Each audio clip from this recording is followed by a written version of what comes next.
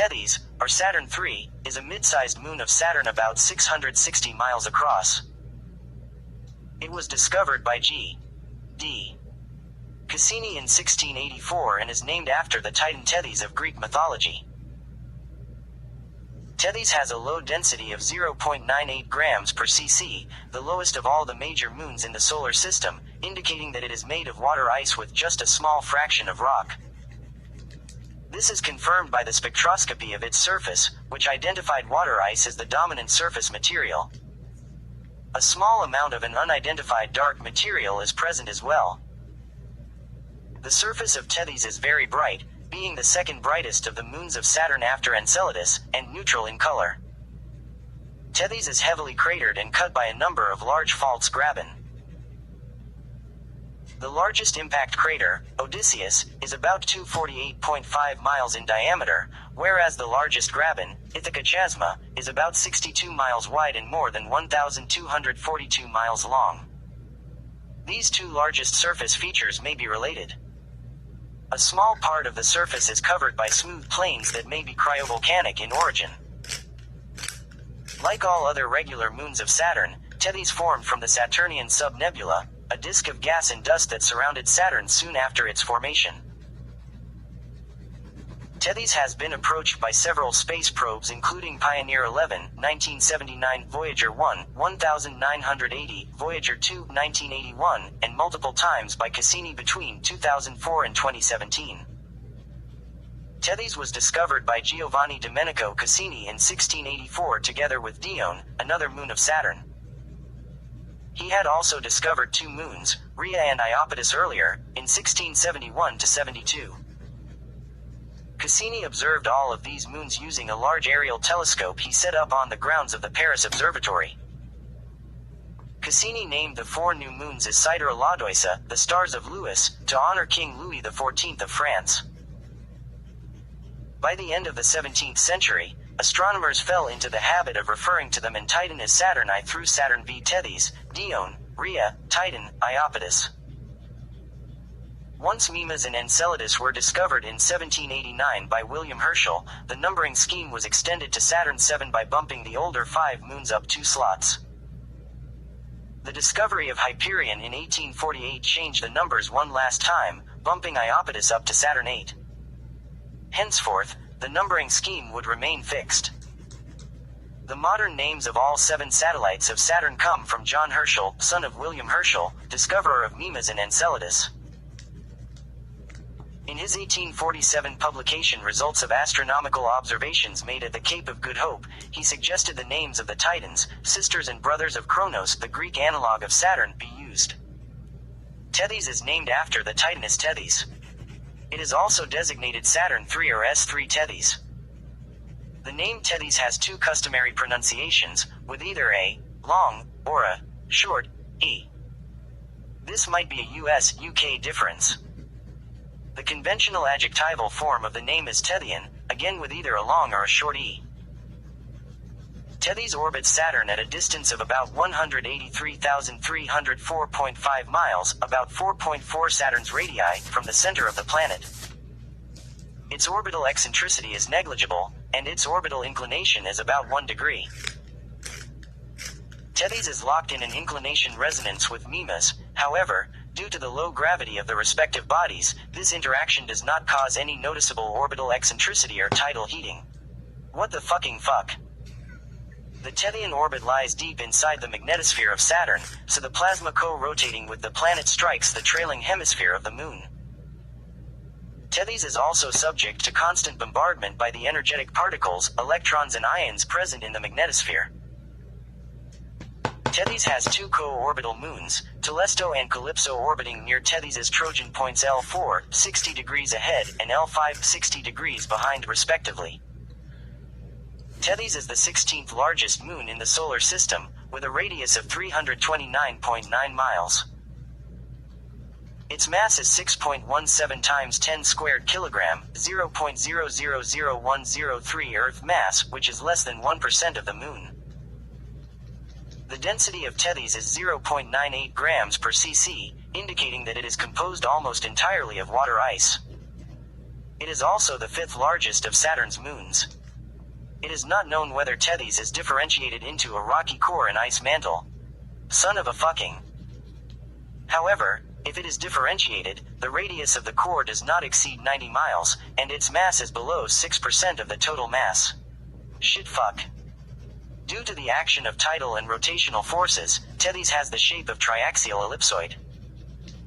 The dimensions of this ellipsoid are consistent with it having a homogeneous interior. The existence of a subsurface ocean, a layer of liquid salt water in the interior of Tethys, is considered unlikely. Why not? The surface of Tethys is one of the most reflective, at visual wavelengths, in the solar system, with a visual albedo of 1.229. This very high albedo is the result of the sandblasting of particles from Saturn's ring, a faint ring composed of small, water ice particles generated by Enceladus' south polar geysers. The radar albedo of the Tethyan surface is also very high. The leading hemisphere of Tethys is brighter by 10 to 15% than the trailing one. The high albedo indicates that the surface of Tethys is composed of almost pure water ice with only a small amount of darker materials. The visible spectrum of Tethys is flat and featureless, whereas in the near-infrared strong water ice absorption bands at 1.25, 1.5, 2.0 and 3.0 micrometers wavelengths are visible. No compound other than crystalline water ice has been unambiguously identified on Tethys. Possible constituents include organics, ammonia and carbon dioxide. The dark material in the ice has the same spectral properties as seen on the surfaces of the dark Saturnian moons, Iapetus and Hyperion. The most probable candidate is nanophase iron or hematite. Measurements of the thermal emission as well as radar observations by the Cassini spacecraft show that the icy regolith on the surface of Tethys is structurally complex and has a large porosity exceeding 95%. The surface of Tethys has a number of large-scale features distinguished by their color and sometimes brightness. The trailing hemisphere gets increasingly red and dark as the anti-apex of motion is approached. This darkening is responsible for the hemispheric albedo asymmetry mentioned above. The leading hemisphere also reddens slightly as the apex of the motion is approached, although without any noticeable darkening. Such a bifurcated color pattern results in the existence of a bluish band between hemispheres following a great circle that runs through the poles. This coloration and darkening of the Tethyan surface is typical for Saturnian middle-sized satellites. Its origin may be related to a deposition of bright ice particles from the ring onto the leading hemispheres and dark particles coming from outer satellites on the trailing hemispheres.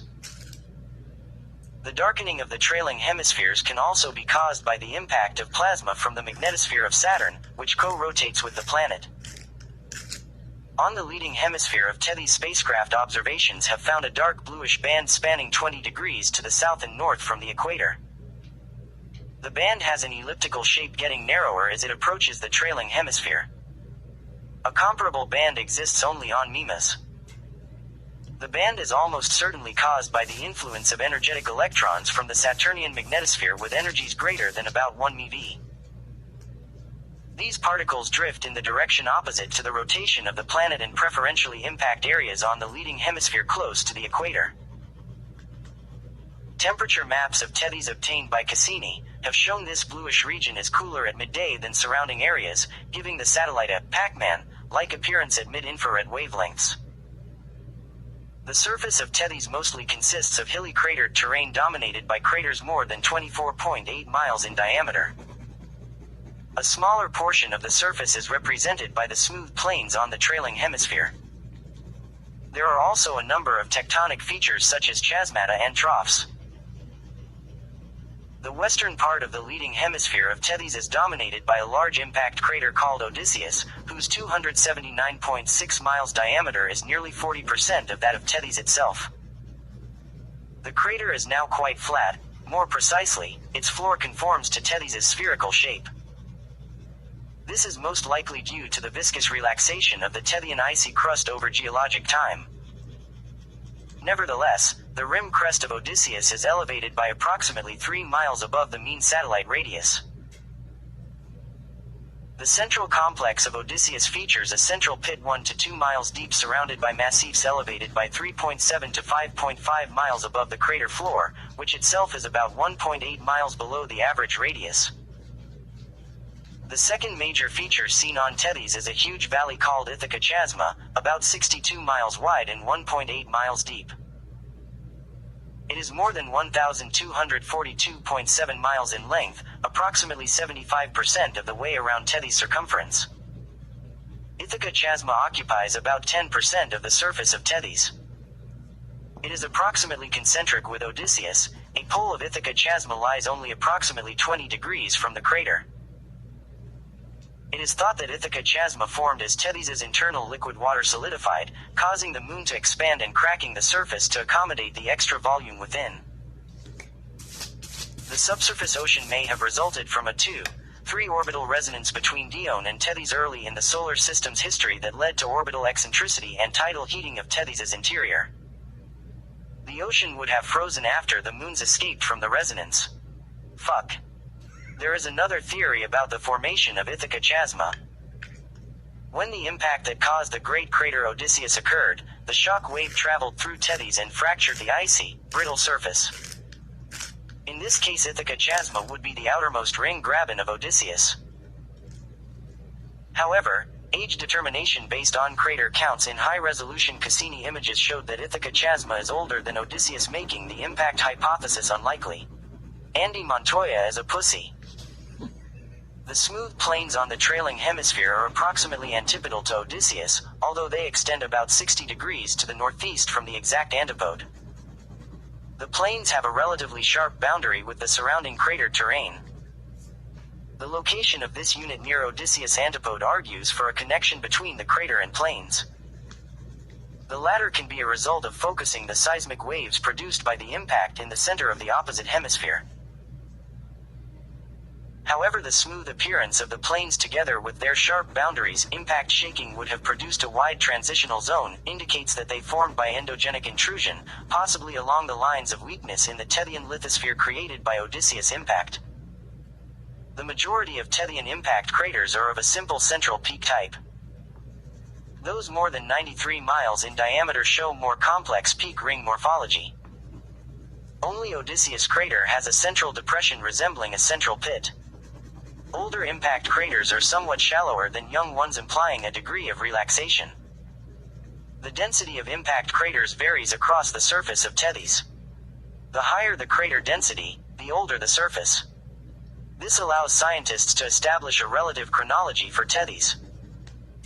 The crater terrain is the oldest unit, likely dating back to the solar system formation 4,560,000,000 years ago. The youngest unit lies within Odysseus' crater with an estimated age from 3,760,000 to 1,060,000,000 years, depending on the absolute chronology used. Ithaca Chasma is older than Odysseus.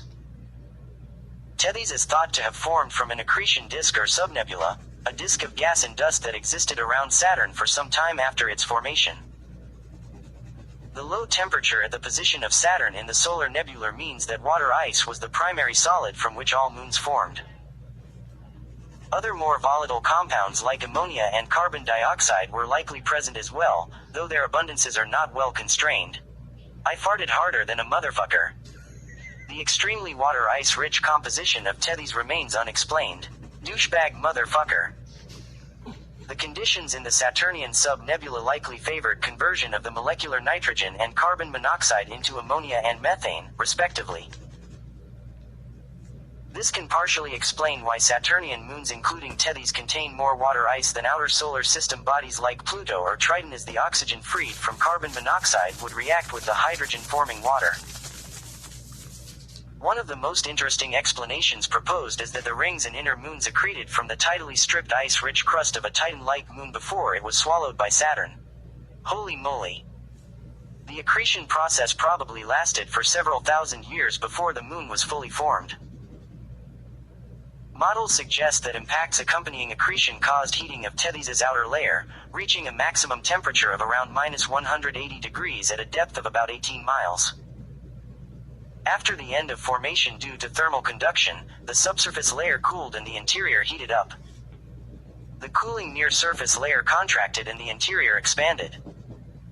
This caused strong extensional stresses in Tethys's crust, reaching estimates of 56 atmospheres, which likely led to cracking. Because Tethys lacks substantial rock content, the heating by decay of radioactive elements is unlikely to have played a significant role in its further evolution. This also means that Tethys may have never experienced any significant melting unless its interior was heated by tides. What the fuck? They may have occurred, for instance, during the passage of Tethys through an orbital resonance with Dione or some other moon. Still, present knowledge of the evolution of Tethys is very limited. Shit. Pioneer 11 flew by Saturn in 1979, and its closest approach to Tethys was 204,553.5 miles on the 1st of September 1979. 1 year later, on the 12th of November 1980, Voyager 1 flew 258,285 miles from Tethys. Its twin spacecraft, Voyager 2, passed as close as 57,793.7 miles from the Moon on the 26th of August 1981. Although both spacecraft took images of Tethys, the resolution of Voyager 1's images did not exceed 9 miles, and only those obtained by Voyager 2 had a resolution as high as 1 mile. The first geological feature discovered in 1980 by Voyager 1 was Ithaca Chasma. Later in 1981, Voyager 2 revealed that it almost circled the Moon running for 270 degrees. Voyager 2 also discovered the Odysseus crater. Tethys was the most fully imaged Saturnian satellite by the Voyagers. The Cassini spacecraft entered orbit around Saturn in 2004. During its primary mission from June 2004 through June 2008, it performed one very close targeted flyby of Tethys on the 24th of September 2005 at the distance of 933.9 miles. In addition to this flyby, the spacecraft performed many non-targeted flybys during its primary and equinox missions since 2004, at distances of tens of thousands of kilometers. Another flyby of Tethys took place on the 14th of August 2010, during the Solstice mission, at a distance of 23,798.5 miles, when the fourth largest crater on Tethys, Penelope, which is 128.6 miles wide, was imaged. More non-targeted flybys were planned for the Solstice mission in 2011-17. Cassini's observations allowed high-resolution maps of Tethys to be produced with the resolution of 0.18 miles. The spacecraft obtained spatially resolved near-infrared spectra of Tethys showing that its surface is made of water ice mixed with a dark material, whereas the far-infrared observations constrained the bolometric bond albedo. The radar observations at the wavelength of 2.2 centimeters showed that the ice regolith has a complex structure and is very porous. Bitch. The observations of plasma in the vicinity of Tethys demonstrated that it is a geologically dead body producing no new plasma in the Saturnian magnetosphere. Piss coming from my ass. Future missions to Tethys and the Saturn system are uncertain, but one possibility is the Titan Saturn system mission.